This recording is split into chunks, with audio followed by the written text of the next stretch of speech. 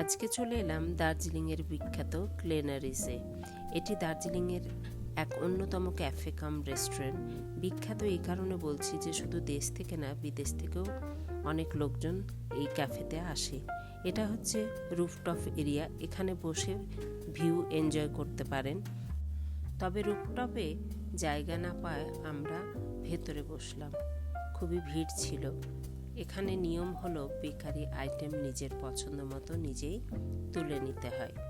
সেই মতো bakery item তুলে নিলাম।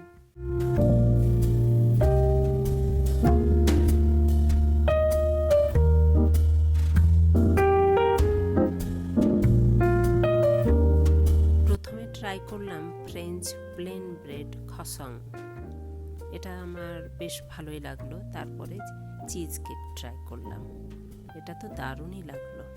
দার্জিলিং এসে চা পান না করে কি যাওয়া যায়?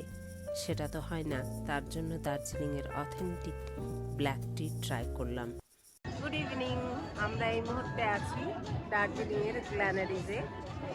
তো খুব ভালো লাগলো খেতে। চিজ কেকটা এখানকার খুব ফেমাস, তাই খাওয়ার ইচ্ছে ছিল, তাই আজকে খেলাম।